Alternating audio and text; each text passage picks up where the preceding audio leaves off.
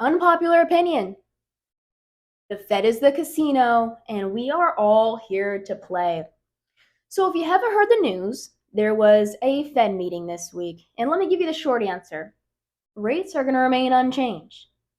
But what's really hitting our pockets, the cost of food, the cost of energy, and let's face it, home prices.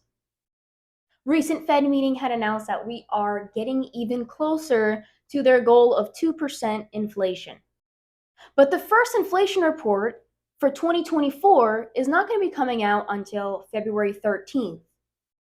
So this recent meeting was actually based off of December's 2023 number, which was 2.9%. And that 2.9% is actually excluding food and energy costs. Let me give you some basic definitions here, catch you up to speed on things. So the PCE, it's a personal consumption expenditures. And what that is basically how much of the household's income is going to be spent on goods and services. Now, the core PCE, personal consumption expenditures, is that household income that's being spent on goods and services, excluding food and energy costs. Now, they say the reason for that is because those prices are just so volatile, they can't be included in the report. So that 2.9% figure, again, is not including food and energy. Now, I'm sure you've heard of shrinkflation. If you haven't, you've definitely seen it everywhere. Shrinkflation is when a product's size or quality decreases, but the price either remains the same or goes up. Now, shrinkflation is so relevant, so common in today's society. It's trendy. I mean, think about it. I want you to think real hard. When did soda cans get skinny? Since when did a dozen brown eggs cost over $5? This is the reality we live in. All right.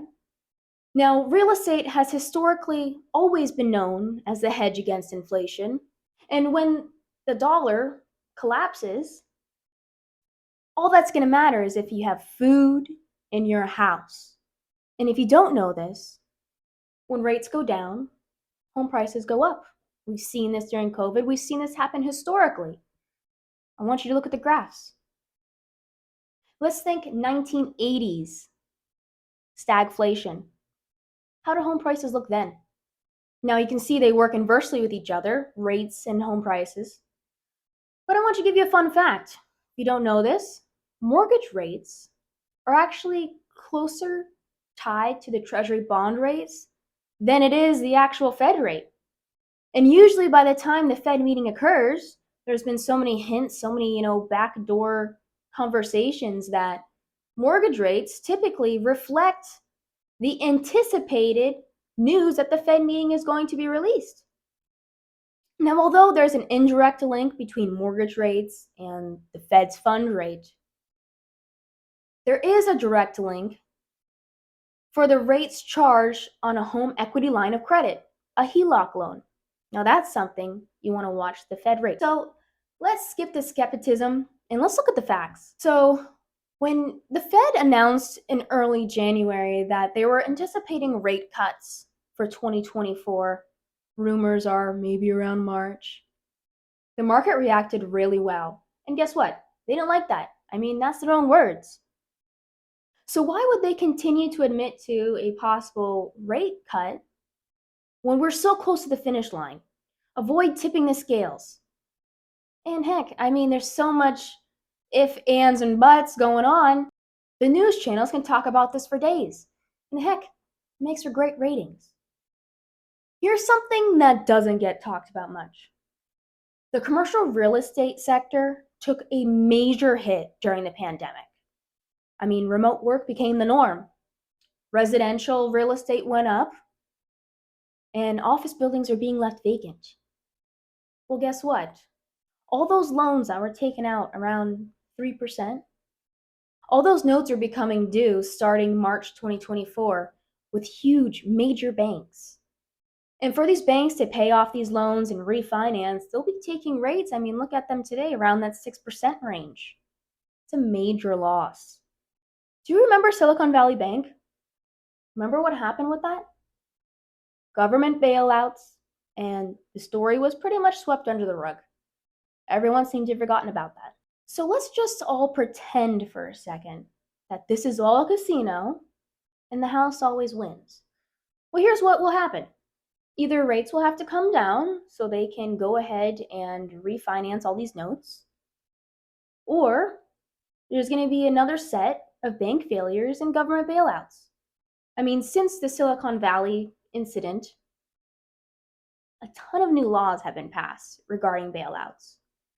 Take a look into that. Do your own research. Who's to say that won't happen again?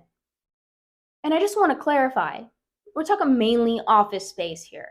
Residential should continue to do fine, multifamily as well. But regardless of what happens, whether rates drop or there's bailouts here, one thing is going to be certain. Commercial real estate loans will be even more strictly underwritten moving forward. So going full circle here on how this really affects us, the everyday person going grocery shopping, taking your kids to soccer practice.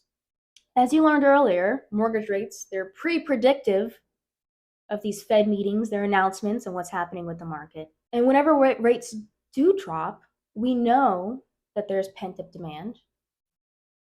We know that Palm Beach County is now the financial hub called Wall Street South. We know we have a supply-demand issue. We know Palm Beach County has been leading the nation in cash transactions.